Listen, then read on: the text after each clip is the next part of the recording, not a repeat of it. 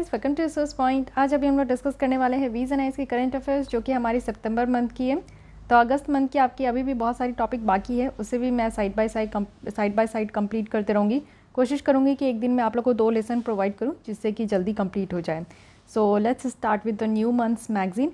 और यहाँ पर हम लोग स्टार्ट करेंगे पॉलिटी एंड गवर्नेंस के साथ, बट इस बार आपको टॉपिक्स थोड़े ज़्यादा देखने को मिलेंगे। सबसे पहले हम लोग देखेंगे कि सोशल अकाउंटेबिलिटी, देन यहाँ पे है पीपल्स प्लान कैंपेन्स, देन यहाँ पे डिप्टी स्पीकर की जो पोस्ट है उसको लेकर बहुत ज़्यादा ये आपका कंट्रोवर्सी में रहा है, तो उससे रिलेटेड हम लोग डिटेल्स देखने वाले हैं, वो भी कॉन्स्टिट्यूशन पॉइंट एंगल से। और न्यूज़ इन शॉर्ट्स है जो कि यहीं पे आपका कवर कर दिया गया है।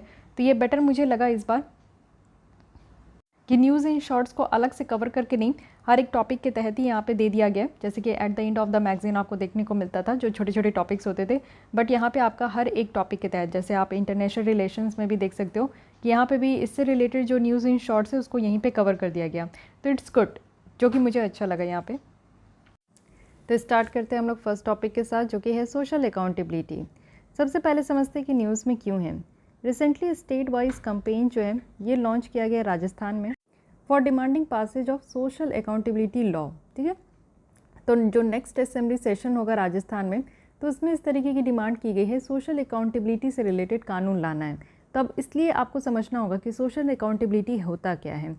देखिए, सोशल इट मीन्स कि सोसाइटी से रिलेटेड जो भी हमारे देश में है, लोगों से रिलेटेड, वाइड रेंज ऑफ जो पब्लिक ऑफिशियल है उनसे रिलेटेड है।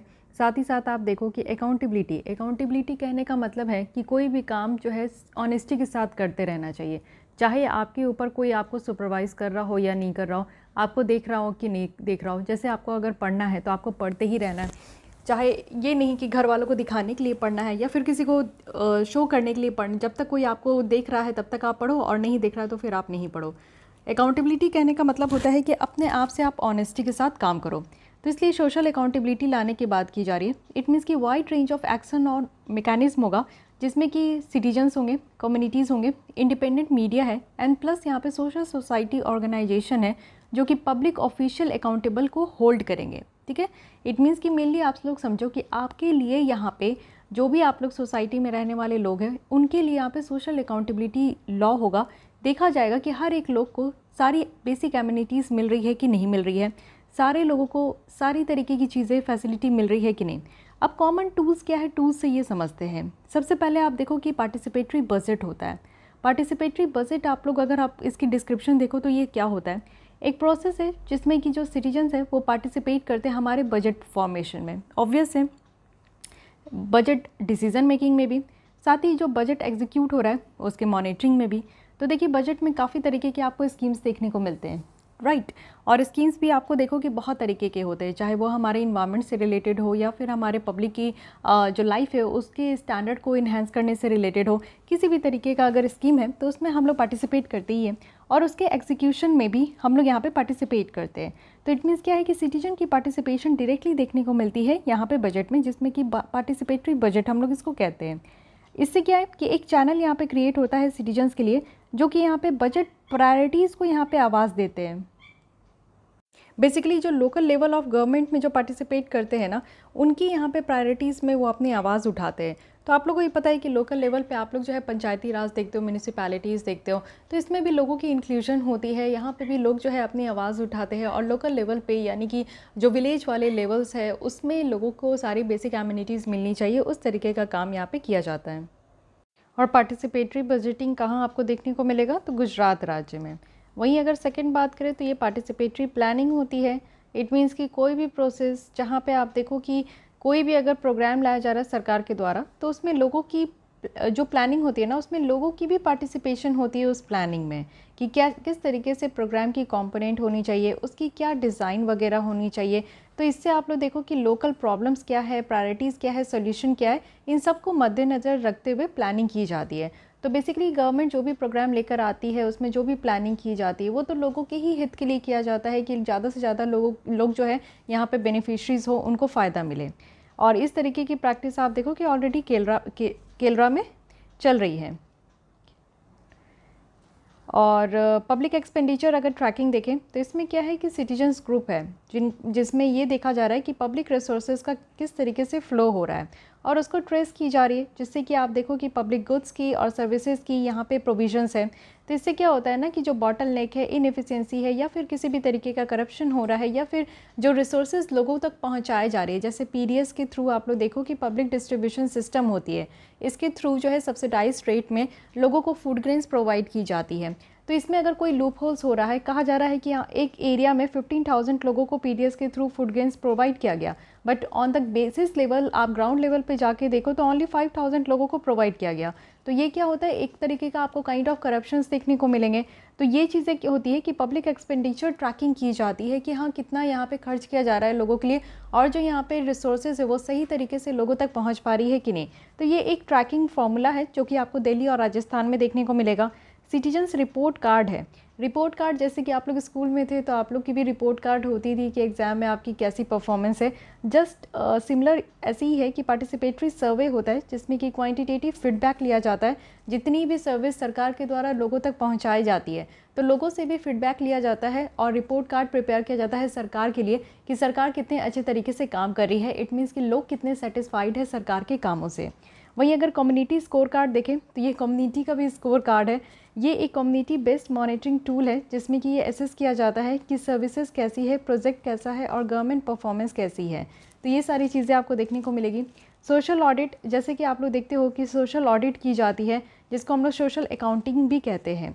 ये एक प्रोसेस है जिसमें कि गवर्नमेंट की प्रोग्राम है उसको ऑडिट किया जाता है। इट मीन्स कि देखा जाता है कि सरकार की प्रोग्राम कितने हद तक इम्प्लीमेंट हुई है, और अगर इम्प्लीमेंट हुई है तो कितने लोगों तक उसकी बेनिफिशरीज तक वो जो सहायता है वो पहुंच पाया है।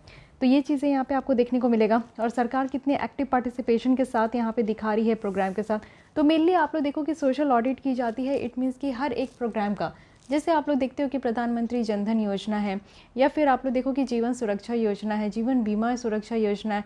तो जितने भी योजना है, स्कीम्स है सरकार की, तो उनकी ऑडिटिंग की जानी चाहिए हर एक एरिया में जाकर कि कितने लोगों को उनसे फ़ायदा हो रहा है और सरकार की परफॉर्मेंस कैसी है। इट मीन्स कि कहाँ किया जा रहा है और कितनी इम्प्लीमेंटेशन हो रही है ग्राउंड लेवल पर। सिटीजन चार्टर एक लिस्ट होता है, एक डॉक्यूमेंट है जहाँ पे सिटीजन्स को इन्फॉर्म किया जाता है कि उनको कौन कौन से सर्विस सरकार के द्वारा प्रोवाइड की जा रही है। तो ये आप लोग देख सकते हो, इसको हम लोग सिटीजन चार्टर कहते हैं, जो कि आंध्र प्रदेश और कर्नाटक वाले रीजन में देखने को मिलेगा। लेकिन अब यहाँ पे बात हो रही है कि हमें सोशल अकाउंटेबिलिटी की ज़रूरत क्यों पड़ी है, ये जानना बहुत ज़्यादा ज़रूरी है।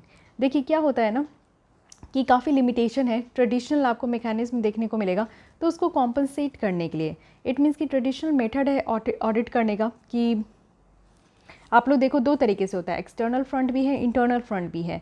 इट मीन्स कि इलेक्शन होता है, इलेक्शन से ही पता चल जाता है कि कौन से लोग जो है, कौन सी पार्टी बहुत अच्छा काम की है जिससे लोग खुश हुए हैं, तो नेक्स्ट टाइम भी उन्हीं को वोट मिल रहा है। तो इलेक्शन के थ्रू पता चल जाता है कि सरकार का काम कितना बेटर था लास्ट 5 ईयर्स में।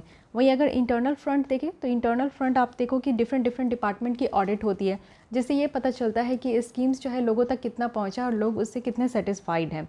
तो ये सब जो है ना एक लिमिटेड सक्सेस है, क्योंकि यहाँ पे आप लोग देखो कुछ प्रैक्टिसेस की जाती है, कुछ बायसनेस होता है, कुछ इनएफिशिएंसी रिसोर्स यूज़ होती है, करप्शन भी होता है, लैक ऑफ एडिक्वेटिंग फंडिंग होती है, फंडिंग भी उस तरीके से नहीं दी जाती है।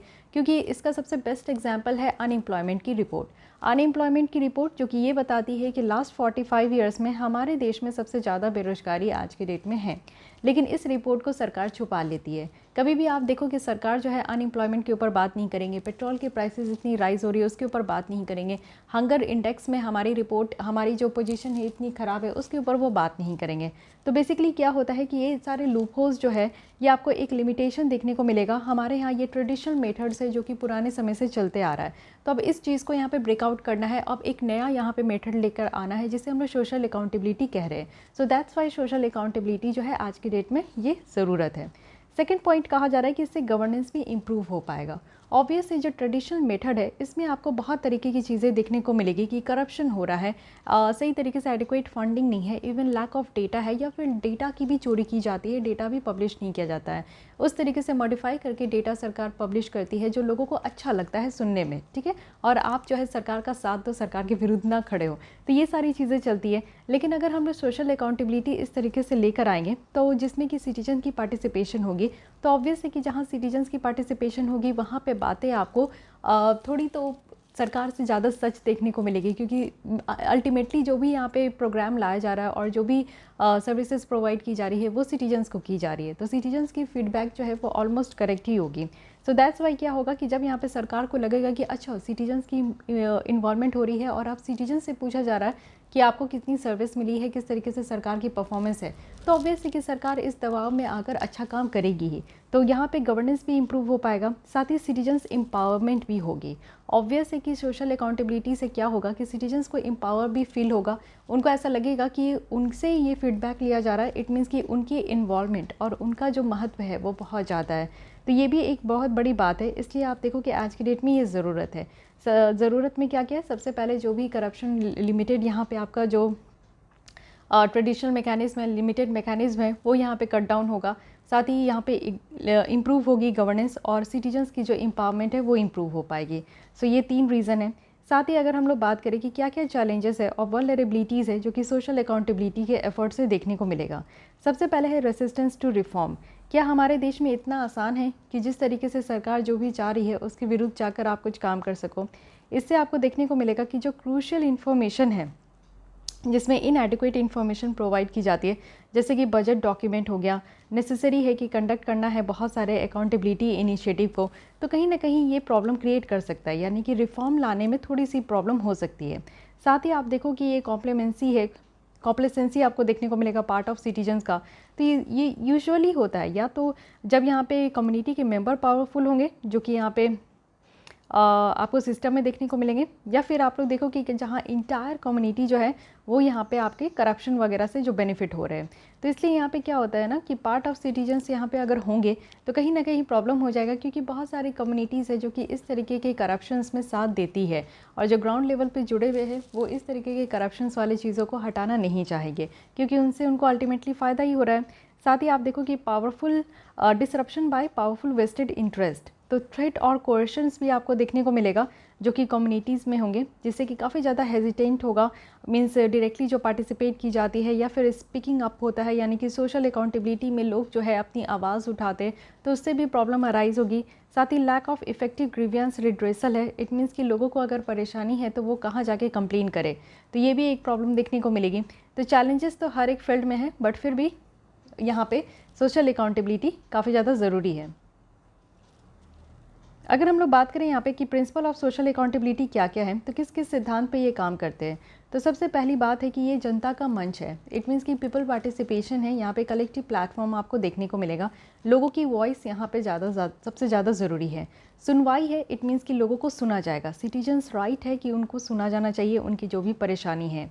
प्रासर है, इट मीन्स कि रिपोर्ट डिसमिनेशन है, यहाँ पे प्रासर होगा, यानी कि जो भी यहाँ पे रिपोर्ट है उसको प्रासर किया जाएगा। जानकारी है, लोगों तक इन्फॉर्मेशन पहुँचानी ही है। भागीदारी है, इट मीन्स कि लोगों की पार्टिसिपेशन और इन्वॉल्वमेंट महत्व रखता है। कार्यवाही है, इट मीन्स कि टाइम बाउंड एक्शन ली जाएगी अगर कहीं पे भी परेशानी है। सुरक्षा भी है, इट मीन्स कि सिटीजन को प्रोटेक्शन प्रोवाइड करना है। तो इन सारे प्रिंसिपल्स पे यहाँ पे सोशल अकाउंटेबिलिटी काम करते हैं। अब यहाँ पे समझना है कि इम्परेटिव्स क्या है जो साउंड सोशल अकाउंटेबिलिटी लॉ के लिए देखने को मिला। इट मीन्स कि जो सोशल अकाउंटेबिलिटी की बात की जा रही है तो इसमें 2 चीज़ें आपको देखने को मिलेगा जो एक साथ काम करेंगे।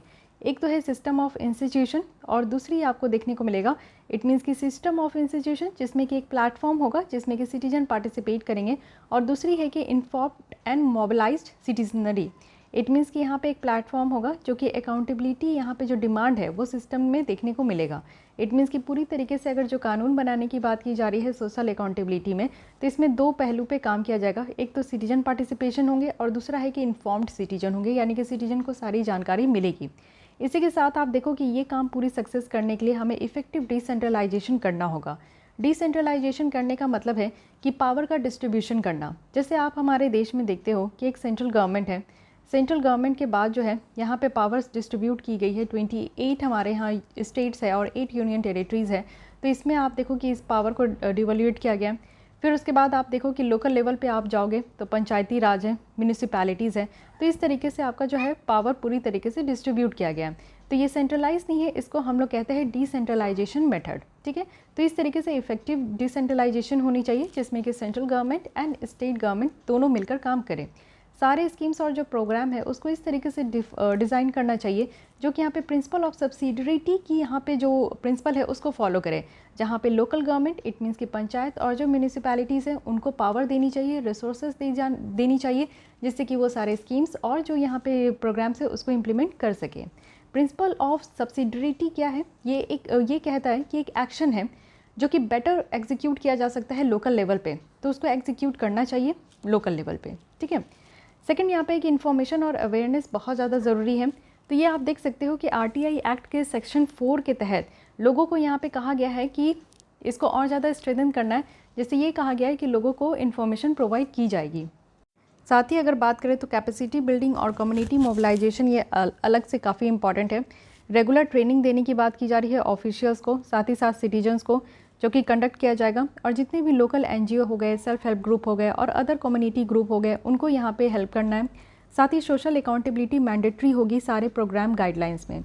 हर एक स्कीम को यहाँ पे ज़रूरत होगा कि वो सोशल अकाउंटेबिलिटी टूल्स को यहाँ पे कंडक्ट करें अपने इम्प्लीमेंटेशन के लिए। फॉर इंस्टेंस आप देख सकते हो कि बहुत सारे एग्जांपल्स आपको देखने को मिलेंगे जहाँ पे सिटीजन पार्टिसिपेशंस जो है वो सक्सेसफुल हुए और कुछ पॉलिसीज़ में जहाँ पे भी इसको मैंडेट किया गया है। जैसे आप लोग देख सकते हो यहाँ पे सक्सेस स्टोरी बताई जा रही है। सबसे पहले पीपल्स की जो कंपेन है डिसेंट्रलाइज्ड प्लानिंग इन केरल, तो यहाँ पे क्या है कि ये काफ़ी सक्सेस हुआ है, क्योंकि यहाँ पे क्या था ना कि सिग्निफिकेंट जो फाइनेंशियल और जो फंक्शनल डिवोल्यूशन है वो यहाँ पे दिया गया और इंस्टीट्यूशनल इंसेंटिव्स दी गई जिससे कि लोग पार्टिसिपेट कर पाए और जिससे कि आप देखो कि जो मार्जिनलाइज सेक्शन के जो लोग थे उनकी वॉइस यहाँ पे रेज हो पाई, जैसे कि स्केड्यूल कास्ट, स्केड्यूल ट्राइब्स और विमेन। वे इन तीनों के जो कम्युनिटी के लोग थे उनकी पार्टिसिपेशन इंक्रीज़ हुई, साथ ही साथ उनका जो वॉइस है वो भी यहाँ पे इंक्रीज़ हो पाया। इट मीन्स कि वो अपनी आवाज़ को उठा पाए। सेकंड आप लोग देखो कि मजदूर किसान शक्ति संगठन है, यहाँ पे भी आपको सोशल अकाउंटेबिलिटी देखने को मिलेगा। इसमें क्या था कि राजस्थान बेस्ड ये ग्रास रूट ऑर्गेनाइजेशन एम्प्लॉयड है जो कि सोशल ऑडिट किए गए, जिसमें कि ये स्टेट की जो मोनोपोली है ना वो यहाँ पे ख़त्म हुई ओवर ऑफिशियल के ऊपर काफ़ी ज़्यादा स्टेट की मोनोपोली देखने को मिला, तो वो ख़त्म हुई और यहाँ पे जो सिटीजन इंक्लूजन्स था वो आगे निकल कर आया। थर्ड यहाँ पे मनरेगा, Mahatma Gandhi national rural employment generation act. तो यहाँ पे आप देखो कि बेसिकली यहाँ पे पंचायत को एम्पावर किया गया कि वो रेगुलर सोशल ऑडिट जो है वो कंडक्ट करे सारे प्रोजेक्ट में जो भी यहाँ पे इस स्कीम के तहत चल रहा है, जिससे कि जो करप्शन की प्रॉब्लम है, जो मिसमैनेजमेंट की प्रॉब्लम है, वो सारी चीज़ें दूर हो पाए और लोगों को जो यहाँ पे काम कर रहे हैं मनरेगा के तहत उनको अर्ली वेज यहाँ पे एम्प्लॉयमेंट मिल पाए। तो ये 3 आपको सक्सेस स्टोरी देखने को मिलेगा, जिसमें कि ये कहा गया है कि जो सोशल अकाउंटेबिलिटी है वो प्रोग्राम में मैंडेटरी भी है, ठीक है। मैंडेटरी करने से ये काफ़ी ज़्यादा सक्सेस भी देखने को मिला प्रोग्राम के इम्प्लीमेंटेशन में। ग्रीवियंस रिड्रेसल की अगर हम लोग बात करें तो यहाँ पे कहा गया कि एक ऑनलाइन पोर्टल सेटअप करना चाहिए, हेल्पलाइन होना चाहिए और डिटेल कोड ऑफ कंडक्ट होना चाहिए, जिससे कि लोग जो है कंप्लेन करें तो उनकी कंप्लेन भी रिसीव्ड हो। तो ये सारी बातें हैं। कंक्लूजन में बताया जा रहा है कि जो इमर्जिंग टाइम डिमांड है, एक सेंट्रल लॉ होनी चाहिए सोशल अकाउंटेबिलिटी के ऊपर, जिससे कि हम लोग सिस्टम को और ज़्यादा अकाउंटेबल बना पाएंगे, ट्रांसपेरेंट बना पाएंगे, एफिशिएंट बना पाएंगे। और इसी के साथ साथ जो प्रोग्राम यहाँ पे सरकार के द्वारा लॉन्च किया गया है वो ज़्यादा एसेसिबल हो पाएगा गरीब लोगों को, मार्जिनलाइज्ड लोगों को और डिसएडवांटेज सेगमेंट ऑफ सोसाइटी को। इट मीन्स कि बेसिकली आप देखो कि कई बार ऐसा होता है कि लोगों तक जो लोगों के लिए स्कीम बनाई जाती है वो लोगों तक उस फ़ायदे को पहुँचाया नहीं जा पाता है, या फिर वो लोग जो है ना उस फ़ायदे से, उस बेनिफिशरी से बाहर रह जाते हैं। तो ऐसा नहीं होना है। पुअरेस्ट ऑफ द पुअर तक लोगों तक जो है इस तरीके की स्कीम के फ़ायदे पहुंचानी है, तो ये सोशल अकाउंटेबिलिटी होगा तो इट मे बी पॉसिबल कि जो गरीब लोग हैं, जो मार्जिनलाइज्ड है, जो डिसएडवांटेज सेगमेंट्स ऑफ सोसाइटी है, उनको इस तरीके का फ़ायदा मिल पाएगा। Okay, so guys this is all about this social accountability. I hope कि आपको ये आर्टिकल समझ में आई होगी एंड काफ़ी अच्छी आर्टिकल है, इससे रिलेटेड आपको मेंस में क्वेश्चन बन सकते हैं। Coming to the next article, people's plan campaigns. So again यहाँ पे क्या बातें की जा रही हैं, तो यूनियन गवर्नमेंट के द्वारा पीपल्स प्लान कैंपेन्स 2021 सबकी योजना सबका विकास और वाइब्रेंट ग्राम पंचायत ग्राम सभा डैशबोर्ड जो है यहाँ पे लाया गया है।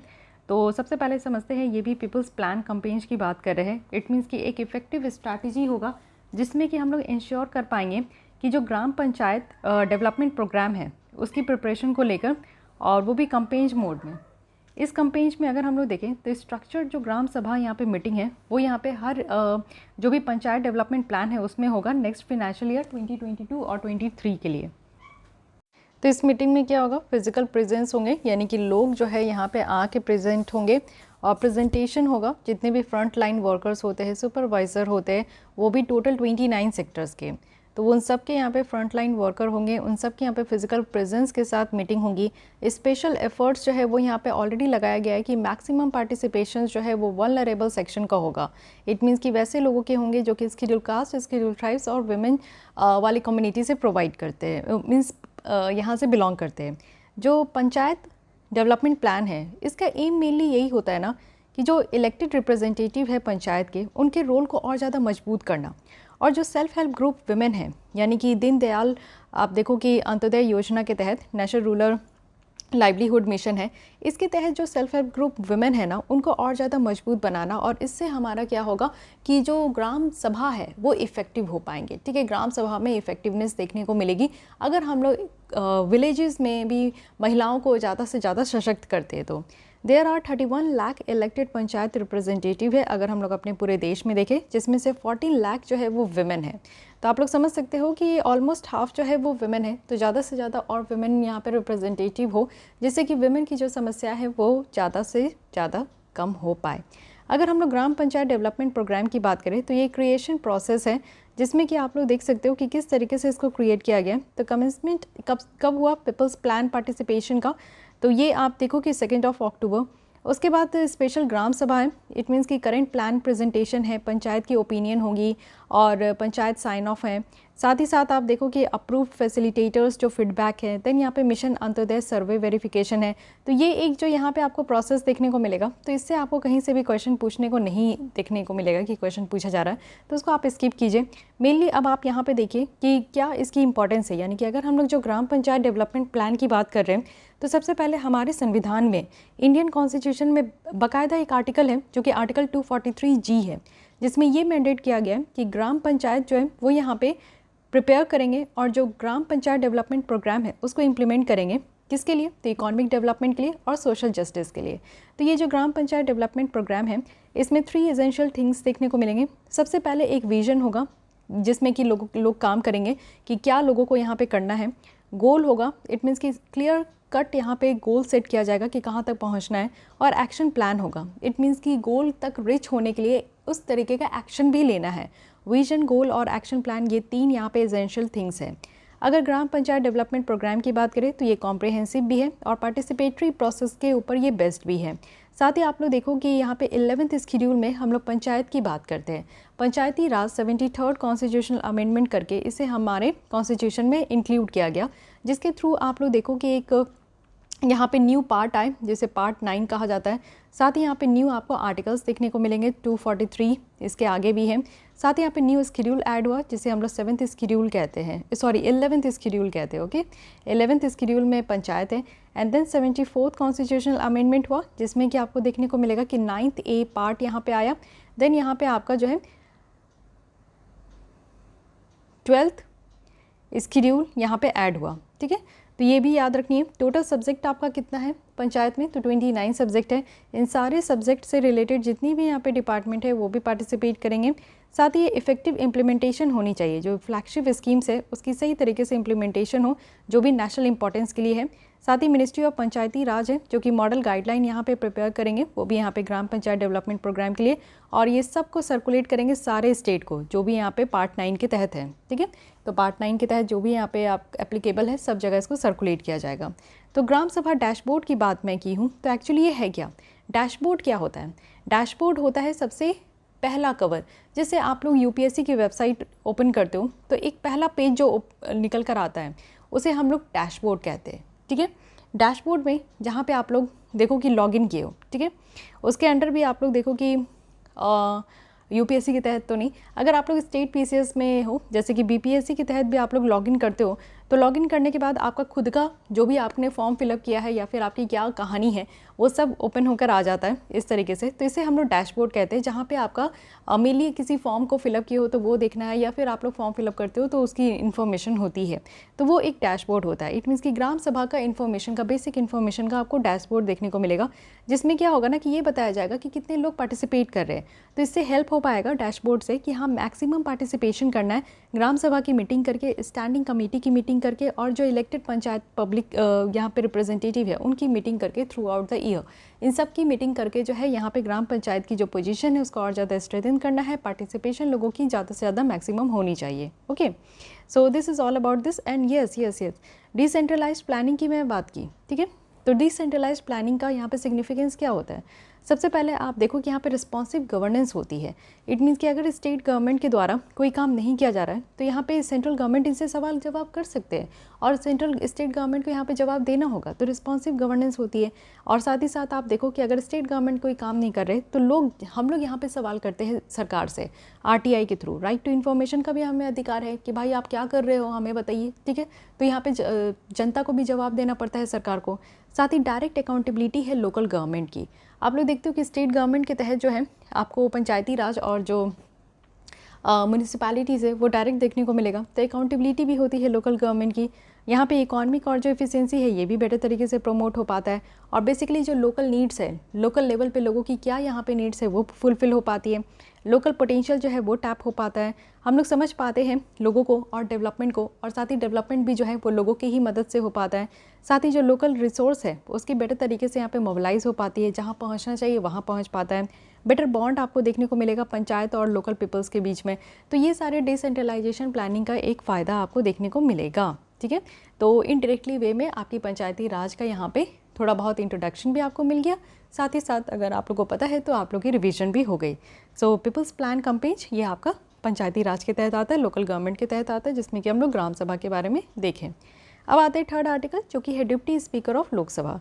तो रिसेंटली जो दिल्ली हाई कोर्ट है उनके द्वारा कहा गया कि लोकसभा सेक्रेटेरिएट रिप्लाई कर रहे पिटीशन को लेकर कि वैकेंट पोस्ट है, अभी तक डिप्टी स्पीकर यानी कि 2 साल से डिप्टी स्पीकर की जो पोस्ट है वो खाली है, इसको लेकर यहाँ पे सवाल जवाब किया जा रहा है। तो देख लेते हैं डिप्टी स्पीकर और इसकी इलेक्शन के बारे में। तो स्पीकर और डिप्टी स्पीकर ये प्रिसाइडिंग ऑफिसर होते हैं लोकसभा में, और अगर हम लोग देखें जो स्पीकर की ऑफिस अगर यहाँ पे वैकेंट होती है या फिर स्पीकर एब्सेंस होते हैं अपनी सिटिंग से, तो जो ड्यूटीज़ है ऑफिस की वो यहाँ पे डिप्टी स्पीकर के द्वारा परफॉर्म किया जाता है। इट मीन्स कि ये आप लोग समझ सकते हो कि जब हाउस में आप देखो कि मेनली तो स्पीकर होते हैं, स्पीकर के बिना हाउस नहीं चलती है, लेकिन अगर स्पीकर किसी कारण से अगर एब्सेंट रहे तो उनके बाद जो है डिप्टी स्पीकर उनके जगह पे लेंगे। Article 94 and 93 which is very important, ये ध्यान रखिएगा। आर्टिकल 94 है कि जो स्पीकर रिज़ाइन करेंगे अपने ऑफिस से वो किसको देंगे लेटर, तो डिप्टी स्पीकर को देंगे। समटाइम्स आपको कंफ्यूज करने के लिए स्टेटमेंट बना दिया जाएगा कि जो स्पीकर है वो रिज़ाइन करके अपनी जो लेटर है वो प्रेसिडेंट को देंगे, तो आपको लगेगा कि हाँ सही है क्योंकि लोकसभा जो है वो सेंट्रल लेवल पे है तो प्रेसिडेंट को ही रेजिग्नेशन लेटर देंगे, बट ये एब्सोल्युटली फॉल्स होगा, ठीक है। यहाँ पे डिप्टी स्पीकर को दिया जाएगा। वहीं अगर आर्टिकल 93 की बात करें तो जो हाउस ऑफ पीपल है, लोकसभा है, as soon as may be choose 2 member, it means कि हाउस से ही 2 मेंबर को चूज़ करेंगे, एक होंगे स्पीकर, दूसरे होंगे डिप्टी स्पीकर। और जब यहाँ पे स्पीकर की ऑफिस और जो डिप्टी स्पीकर की ऑफिस अगर वैकेंट होगी तो हाउस जो है वो अनदर मेंबर को यहाँ पे स्पीकर और डिप्टी स्पीकर जैसे चूज़ करेंगे। इट मीन्स कि जितना जल्दी से जल्दी हो सके इलेक्शन के बाद हाउस से ही दोनों मेंबर को चूज़ किया जाएगा। ये बातें कही गई है 93 में। 93 में स्पीकर और डिप्टी स्पीकर को चूज़ करना है, 94 में अगर स्पीकर रेजिग्नेशन दे रहे तो वो डिप्टी स्पीकर को देंगे। यहाँ पे कोई टाइमलाइन नहीं है इलेक्शन के ऊपर। इट मीन्स कि आप देखो कि आर्टिकल 93 में ये भी बताया गया कि कोई टाइमलाइन नहीं है कि कब तक जो है स्पीकर और डिप्टी स्पीकर को चूज़ करके इलेक्ट करके उनके कुर्सी पे बैठाना है। बट यहाँ पे ये कहा गया कि जो इलेक्शन है वो यूजुअली हेल्ड होगा नेक्स्ट सिटिंग, जब यहाँ पे स्पीकर सिलेक्शन एज प्रेसिडेंट जब यहाँ पे फिक्स करेंगे कि स्पीकर की इलेक्शन कब होगी, तो ये भी ध्यान रखना है कि जो डेट फिक्स होता है वो प्रेसिडेंट के द्वारा फिक्स किया जाता है कि किस दिन स्पीकर की इलेक्शन होगी, और फिर यहाँ पे जो है स्पीकर फिक्स करते हैं डिप्टी स्पीकर की इलेक्शन का date. So this is little bit confusing, but please clarify your basic concept कि अगर मान लीजिए कि स्पीकर की पोस्ट स्पीकर की इलेक्शन करनी है तो उसका डेट फिक्स करना है तो कौन करेंगे, तो प्रेसिडेंट बताएंगे, क्योंकि प्रेसिडेंट भी यहाँ पे पार्लियामेंट का पार्ट है। पार्लियामेंट में आपको 3 पार्ट देखने को मिलेंगे, लोकसभा, राज्यसभा एंड प्रेसिडेंट। तो इसलिए आप ये ध्यान रख सकते हैं कि अगर लोकसभा में स्पीकर सबसे ऊपर पोस्ट प्रिसाइडिंग ऑफिसर होते हैं, उनके ऊपर तो कोई नहीं है, तो इसलिए उनका इलेक्शन का डेट कौन फिक्स करेगा? जो यहाँ पे लोग पार्लियामेंट के पार्ट है, तो इट मीन्स कि प्रेसिडेंट करेंगे। लेकिन डिप्टी स्पीकर की अगर हम लोग इलेक्शन की बात करें तो इनके ऊपर प्रिसाइडिंग ऑफिसर ऑलरेडी बैठे हुए हैं, स्पीकर बैठे हुए हैं, तो ये काम स्पीकर ही कर देंगे। क्यों प्रेसिडेंट को यहाँ पे तंग करना, उनको एक्स्ट्रा काम का बर्डन देना, है कि नहीं? तो इस तरीके से थोड़ा याद रखिएगा। Rule of procedure and conduct of business अगर हम लोग देखें लोकसभा में और डिप्टी स्पीकर के बारे में देखें तो देखिए कॉन्स्टिट्यूशनल पोस्ट तो है और यहाँ पे इंपॉर्टेंट फंक्शन भी है जो कि ये परफॉर्म करते हैं, साथ ही डिप्टी स्पीकर को इलेक्ट भी करते हैं, जो कि सिर्फ यहाँ पे ना ही हमारे इंडियन डेमोक्रेसी को स्ट्रेंथन करता है। अगर हम लोग रूल ऑफ प्रोसीजर के रूल 8 के तहत देखें और कंडक्ट ऑफ बिजनेस जो कि लोकसभा में, ये कहते हैं कि स्पीकर्स जो है वो यहाँ पे स्पीकर जो है वो फिक्स करेंगे डेट जो जब भी यहाँ पे डिप्टी स्पीकर की इलेक्शन होल्ड की जाएगी, जब भी होगी, ठीक है। तो ये चीज़ें ध्यान रखिए। देखिए सारी चीज़ें लोकसभा का कार्यकाल कैसे चलना है, ठीक है, लोकसभा में जो है काम कैसे होनी है, ये कॉन्स्टिट्यूशन में डिफाइंड नहीं है। तो ये कहाँ डिफाइंड है? रूल्स ऑफ प्रोसीजर देखने को मिलेगा और कंडक्ट ऑफ बिजनेस है, जिसके थ्रू यहाँ पे लोकसभा राज्यसभा में सारे बिजनेसेस कंडक्ट किए जाते हैं। तो रूल 8 में ये बातें लिखी गई है कि हाँ स्पीकर है जो कि यहाँ पे डिप्टी स्पीकर के इलेक्शन के डेट को फिक्स करेंगे। रूल 9 की बात करें तो यहाँ पे up to 10 member panel of chairman होंगे जिनको स्पीकर के द्वारा नॉमिनेट किया जाएगा और वो यहाँ पे प्रिसाइड करेंगे जब भी स्पीकर यहाँ पे हाउस में नहीं होंगे या फिर डिप्टी स्पीकर भी हाउस भी नहीं होंगे, ठीक है। तो मान लीजिए कि स्पीकर भी नहीं आए हैं और डिप्टी स्पीकर की भी तबीयत खराब है, तो फिर कौन यहाँ पे आएंगे? तो 10 मेंबर पैनल होंगे चेयरमैन के, चेयरपर्सन के, जिनको यहाँ पे स्पीकर जो है वो नॉमिनेट करेंगे। Okay, why has the office remain vacant? तो देखिए 2 साल से ऑफिस जो है वो यहाँ पे खाली पड़ा है। अब इसका सवाल का जवाब देखते हैं कि क्या है। 17th लोकसभा, जब ये आप देखो कि जो इलेक्शन का डेट था डिप्टी स्पीकर का वो पेंडिंग है, इट मीन्स कि 2 साल से ज़्यादा पेंडिंग है। 2019 में आप देखो कि ये इलेक्शन हुई है और अभी तक हम लोग कहाँ पड़े? 2021 में। तो जो डिप्टी स्पीकर का पोस्ट है मोरारजी देसाई गवर्नमेंट से, ये कन्वेंशनल है जो कि बिगेस्ट अपोजिशन पार्टी को दिया गया है हमारे हाउस में, लेकिन फ्यू एक्सेप्शन के साथ। लेकिन इसी के साथ आप देखो कि यहाँ पे अपोजिशन के कंबाइंड अपोजिशन जो है उनकी स्ट्रेंथ भी उतनी नहीं है। इट मीन्स कि जो अपोजिशन पार्टी है उनमें उतना मिनिमम स्ट्रेंथ नहीं है कि वो इस तरीके का यहाँ से वो डिप्टी स्पीकर निकल कर आ सके। तो इसलिए यहाँ पे आप देखो कि जो चॉइस है डिप्टी स्पीकर का वो यहाँ पे गवर्नमेंट के ऊपर फॉल है, और या तो वो कंटिन्यू कर सकते हैं पार्लियामेंट्री कन्वेंशन और इलेक्ट कर सकते हैं डिप्टी स्पीकर जो कि बिगेस्ट अपोजिशन पार्टी है उससे, या फिर सेटलमेंट में आ सकते हैं किसी दूसरे पार्टी जो कि लोकसभा में और जिसके थ्रू वो डिप्टी स्पीकर को चूज़ करें। जैसे आप देखो कि 16th लोकसभा में क्या हुआ था कि AIADMK के द्वारा यहाँ पे डिप्टी स्पीकर चूज़ किए गए थे, ठीक है, इनसे निकल कर आए थे। तो इसलिए ये काम करना है कि अगर अपोजिशन पार्टी में उनकी मिनिमम स्ट्रेंथ मैक्सिमम स्ट्रेंथ वो नहीं यहाँ पे नहीं होल्ड कर पा रहे हैं, तो जो भी बिगेस्ट अपोजिशन पार्टी है उन्हीं में से डिप्टी स्पीकर को इलेक्ट करना है। कंक्लूजन में बताया जा रहा है कि जो वैकेंसी है डिप्टी स्पीकर के पोस्ट का not only affect the functionality, it means कि लोकसभा के फंक्शनैलिटी को ही ये अफेक्ट नहीं करता, बल्कि ये आपका सिम्बॉलिक भी है कि जो पार्लियामेंट्री डेमोक्रेसी की इंपॉर्टेंस है वो कहीं ना कहीं ख़राब हो रही है। इसी के कॉन्टेक्स्ट में ये कहा गया है कि जो पोस्ट है डिप्टी स्पीकर का ये यहाँ पे जल्द से जल्द भर देनी चाहिए। तो आप समझ सकते हो कि अभी तक जो है 2 साल हो गए हैं और डिप्टी स्पीकर की पोस्ट नहीं भरी गई है, तो काफ़ी इंपॉर्टेंट है, किसी भी एग्जाम में आपसे पूछा जा सकता है और ये मेंस का भी क्वेश्चन बन सकता है। न्यूज़ इन शॉर्ट्स की बात करें तो सबसे पहले कि अमेंडमेंट किया गया है all India service conduct rules 1968 में। तो अमेंडमेंट है जिसमें कि IAS IPS और IFS जो है ऑफिसर्स उनको अलाउ किया गया है कि वो गिफ्ट जो है रिसीव करेंगे फॉरेन डिग्नेटरीज से while being member of the Indian delegation. आज की डेट में क्या था, अभी तक क्या था कि कोई प्रोविज़न नहीं था। इट मीन्स कि ऑल इंडिया सर्विस रूल्स जो 1968 है उसके तहत इस तरीके का कोई प्रोविज़न नहीं था, ठीक है, कि जो गिफ्ट है उसको वो रिसीव कर सकते हैं, यानी कि जो फॉरेन डिग्नेटरीज हैं उनसे।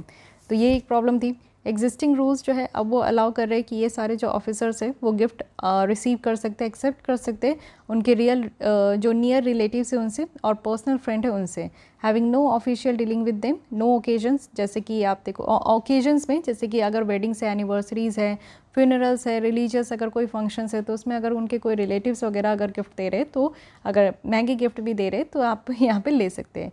दे are supposed to report to the government if value of such gift exceeds 25,000। अगर 25,000 से ज़्यादा का गिफ्ट आपको मिल रहा है ना तो आपको यहाँ पे गवर्नमेंट को रिपोर्ट करना होगा, ठीक है। Prime minister citizen assistance and relief in emergency situation fund, तो इसे कहते हैं PM केयर्स फंड। अब इसके बारे में क्या बातें हो रही है, तो सेंटर के द्वारा इन्फॉर्म किया गया है दिल्ली हाई कोर्ट को कि पीएम केयर्स फंड एक चैरिटेबल ट्रस्ट है, is not a government fund, ये सरकार की फ़ंड नहीं है, और ये जो अमाउंट यहाँ पे कलेक्ट किया गया है ये कंसोलिडेटेड फंड ऑफ इंडिया में नहीं जाना चाहिए। ठीक है, तो ऐसा कहा गया है।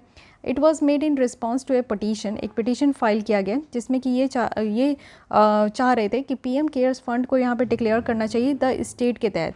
ठीक है, आपको यहाँ पे अभी प्रीलिम्स में देखने को मिला द स्टेट से क्वेश्चन, तो अभी मैं आपको दिखाती हूँ। लेकिन ये देखिए कहाँ से निकल कर आया। ये हम लोग डिस्कस कर रहे हैं अगस्त मंथ की करंट अफेयर्स, ओके, और सॉरी सितंबर मंथ की करंट अफेयर्स। तो देख लीजिए कि अक्टूबर में आपका एग्ज़ाम था, लेकिन सितंबर मंथ से आपसे क्वेश्चन पूछ लिया गया। तो द स्टेट जो कि आपको आर्टिकल 12 के तहत देखने को मिलेगा। ठीक है, तो आप लोग देख सकते हो कि कितना सिमिलर है, जस्ट 1 मंथ बिफोर का क्वेश्चन पूछ लिया गया। जो प्राइम मिनिस्टर है वो चेयरपर्सन है, यानी कि एक्स ऑफिसियो है किसके, पीएम केयर्स फंड के, और ministry of defence, ministry of home affairs है, मिनिस्ट्री ऑफ फाइनेंस है, गवर्नमेंट ऑफ इंडिया है, ये सब एक्स ऑफिसियो ट्रस्टी है फंड के। तो चलिए देखते हैं क्वेश्चन क्या पूछा गया था। तो चलिए ये क्वेश्चन देख लीजिए 2021 के प्रीलिम्स के, इसकी आंसर आपको कमेंट बॉक्स में बतानी है कि द स्टेट को यहाँ पे which of the following best defines the term state. First है कि एक कम्युनिटी ऑफ पर्सन जो कि परमानेंटली ऑक्यूपाई कर रही है एक डेफिनेट टेरिटरी, जो कि इंडिपेंडेंट है किसी एक्सटर्नल कंट्रोल से, and possessing an organised government. Second है कि पॉलिटिकली ऑर्गेनाइज्ड पीपल है एक डेफिनेट टेरिटरी के, और एक अथॉरिटी पोजेस कर रहे हैं जो कि इसको गवर्न भी कर रहे हैं, मेंटेन कर रहे हैं लॉ एंड ऑर्डर, और अपने नेचुरल राइट को प्रोटेक्ट भी कर रहे हैं, सेफ गार्ड भी कर रहे हैं, देयर मीन्स ऑफ सस्टेंसेस। थर्ड है कि एक नंबर ऑफ पीपल है जो कि रह रहे हैं एक डेफिनेट टेरिटरी में for a very long time से, उनका अपना खुद का कल्चर है, ट्रेडिशन है, और गवर्नमेंट भी है।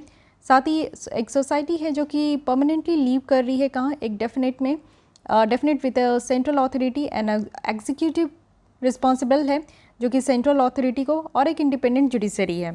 तो आपको बताना है कि अप्रोप्रिएट स्टेट की डेफिनेशन इनमें से कौन सी है। ओके, नेक्स्ट आते हैं, an institutions right to government aid is not a fundamental right. देखिए सुप्रीम कोर्ट के द्वारा ये कहा गया कि कोई भी इंस्टीट्यूशन है जो कि राइट टू फंडामेंटल एड है, यानी कि सरकार के यहाँ पे मदद लेने के लिए उनका अधिकार है, तो ये एक फंडामेंटल राइट नहीं है।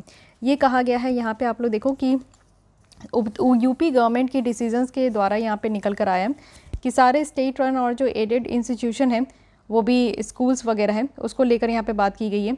की हाईलाइट क्या है जजमेंट का, तो जजमेंट में ये कहा जा रहा है कि सरकार की जो एड है किसी इंस्टीट्यूशन को सरकार के द्वारा मदद भी किया जाता है, तो ये मैटर ऑफ पॉलिसी है, पॉलिसी के हिसाब से ये मदद किया जाता है, ना कि फंडामेंटल राइट है इसलिए मदद किया जाता है। अगर गवर्नमेंट इस तरीके की पॉलिसी बनाते हैं तो वो यहाँ पे विड्रॉ भी कर सकते हैं, यानी कि उनको लगता है कि जब तक एक इंस्टीट्यूशन को मदद की ज़रूरत है वो मदद करते हैं, और जब लगता है कि मदद की ज़रूरत नहीं है तो वो यहाँ पे छोड़ भी देते हैं। तो पॉलिसी डिपेंड करता है बहुत सारे फैक्टर्स में, जैसे कि फिनेंशियल कॉन्स्ट्रेंट हो गई, किसी तरीके की कमी है, डेफिशिएंसी हो गई, या फिर इंस्टीट्यूशन की अपने आप में ही इंटरेस्ट है, तो उस हिसाब से पॉलिसी डिपेंड करती है। हमारे कॉन्स्टिट्यूशन में आपको एक आर्टिकल देखने को मिलेगा फंडामेंटल राइट के तहत, जो कि आर्टिकल 30 है। आर्टिकल 30 यहाँ पे रिजनेबल रेस्ट्रिक्शन के बारे में भी बात करते हैं। आर्टिकल 30 में आपको देखने को मिलेगा कि कोई इंस्टीट्यूशन को अगर मदद किया जा रहा है तो यहाँ पे किसी भी तरीके का डिफरेंस नहीं है। इट मीन्स कि माइनॉरिटी और नॉन माइनॉरिटी वन के बीच में कोई डिफरेंस नहीं कर सकता है। बट अगर कोई इंस्टीट्यूशंस जो है वो नहीं चाहते हैं कि वो किसी भी कंडीशन के साथ वो एक्सेप्ट करे और कंप्लाई करे इस तरीके के एड को, तो वो ओपन है कि वो डिक्लाइन कर सकते हैं। इट मीन्स कि ऐसा नहीं है कि जो माइनॉरिटीज़ के जितने भी एजुकेशनल इंस्टीट्यूशन है या फिर कोई और भी एजुकेशनल इंस्टीट्यूशन है उनको सरकार का मदद लेना ही है। अगर उनको लगता है कि उनको सरकार की मदद की ज़रूरत नहीं है तो वो यहाँ पे डिक्लाइन भी कर सकते हैं। ये चीज़ें आर्टिकल 30 में बाकायदा कही गई है और रीजनेबल रेस्ट्रिक्शन भी है। ठीक है, तो आर्टिकल 30 के सब क्लॉज 2 में भी आप देखो ये कहा गया है कि state shall not in granting aid to education institution, वो डिस्क्रिमिनेट नहीं कर सकते किसी भी एजुकेशन इंस्टीट्यूशन को, और किस ग्राउंड में, जो कि यहाँ पे माइनॉरिटी के मैनेजमेंट के तहत है, चाहे वो रिलीजन के ऊपर बेस्ड हो या फिर लैंग्वेज के ऊपर बेस्ड हो, यहाँ पे स्टेट जो है वो डिस्क्रिमिनेट नहीं कर सकते। ये बाकायदा आर्टिकल 30 सब क्लॉज 2 में कहा गया है। ओके, नेक्स्ट है यहाँ पे Meghalaya enterprise architecture project MeghEA launched है। तो मेघिया आप लोग देखो कि इसका एम है कि जो ट्रेडिशनल सर्विस डिलीवरी प्रोसेस है ना उसको ट्रांसफॉर्म करना है डिजिटल सर्विस सिस्टम में। इट मीन्स कि जो आप लोग दुकान में जाते हो चीज़ें खरीद के लाते हो, अब ये नहीं होना चाहिए। अब आप लोग को जो है मिंत्रा, फ्लिपकार्ट, आप लोग इस तरीके की जो है बिग बास्केट, ये सारी चीज़ें यूज़ करो। हर एक चीज़ को नेटमेट आप यूज़ कर सकते हो मेडिसिन वगैरह के लिए। तो ये चीज़ें कही गई है कि डिजिटल सर्विस सिस्टम में इसको ट्रांसफॉर्म करना है। मेघिया की बात करें तो ये 6 पिलर्स में है। इट मीन्स कि governance, human resources, entrepreneurship, primary sector, infrastructure और एनवायरमेंट। मेघालय ऐसा फर्स्ट स्टेट हो चुका है जो कि इस तरीके के आइडिया को इम्प्लीमेंट कर रहे हैं। इट मीन्स कि इंडिया इंटरप्राइजेस आर्किटेक्चर्स जो है उसको मेघिया कहा गया। तो ये चीज़ें याद रखना है कि मेघालय ऐसा फर्स्ट स्टेट बन चुका है। अगर यहाँ पे इंट ईया के बारे में बात करें, जो कि ministry of electronics and information technology के द्वारा था, ये एक फ्रेमवर्क था जिसमें कि जो डेवलपमेंट और जो इंटरप्राइज आर्किटेक्चर है उसके इम्प्लीमेंट करने की बात की जा रही थी इंडिपेंडेंटली। और इसी के साथ साथ आपको देखने को मिलेगा कि सारे गवर्नमेंट और सारे एजेंसीज़ के द्वारा भी इसको लाया गया है। ये एक तरीका है जिससे कि हम लोग डाइवर्सिटी में यूनिटी को ला सकते हैं। इट मीन्स कि हमारे देश में इतनी विभिन्नता है लेकिन फिर भी सब लोग मिलके रहते हैं, तो ये एक तरीका है। और ये जो फ्रेमवर्क है इसमें आपको 8 मॉडल देखने को मिलेंगे। इसमें आपका बिजनेस भी है, एप्लीकेशन भी है, डेटा है, टेक्नोलॉजी है, परफॉर्मेंस है, सिक्योरिटी है, इंटीग्रेशन एंड आर्किटेक्चर गवर्नेंस है। इंड EA विज़न की अगर हम लोग बात करें तो यहाँ पे आप लोग देख सकते हो कि एक गवर्नमेंट है, इसके तहत आप लोग देख सकते हो कि गवर्नमेंट ऑफ इंडिया मिनिस्ट्रीज़ है, स्टेट और यूटीज़ आते हैं और PSUs आते हैं। तो ये सब मिलकर यहाँ पे काम कर रहे हैं इस विजन के तहत। ओके, सो गाइज हमारे पॉलिटी पार्ट्स ऑफ जो सितंबर मंथ की विजन आइज मैगजीन है is completed now. I hope कि आपको ये आर्टिकल्स अच्छे लगे होंगे, समझ में आ रहे होंगे। बेसिकली आपको समझना है एंड वन रेफरेंस भी आपको मिल गया कि जो भी आप लोग पढ़ रहे हो उससे रिलेटेड UPSC किस तरीके से क्वेश्चन पूछ रही है। तो जो भी टॉपिक आपको लगता है कि आपने कवर नहीं किए, जैसे कि मैं यहाँ पे आर्टिकल 30 के बारे में बात कर रही हूँ बट बेसिक चीज़ें मैं यहाँ पे नहीं बताई हूँ, तो आपका यहाँ पे काम बनता है कि आप जाओ पॉलिटी बुक ओपन करो और फंडामेंटल राइट के तहत जहाँ पे आर्टिकल 30 है उसको एक बार रीड आउट कर लो। सो इससे क्या होगा कि आप बेसिक फैक्ट्स से भी जो है जो आपका स्टैटिक पोर्शन है दैट्स ऑल्सो भी completed. Okay, so this is your part कि मैं कुछ काम करूँ यहाँ पे, आप कुछ काम करो, जिससे जाकर जो है आपकी एक होलिस्टिक तरीके से प्रिपरेशन हो सके। So I hope you like this video. अगर आपको ये लेसन अच्छी लगती है तो मुझे मोटिवेट करने के लिए आप लाइक कर सकते हो। हमारे साथ यहाँ पे डेली बेसिस पे वीडियोस देखने के लिए, अपनी करंट अफेयर्स को और ज़्यादा स्ट्रॉन्ग करने के लिए हमारे चैनल से जुड़ सकते हो सब्सक्राइब करके।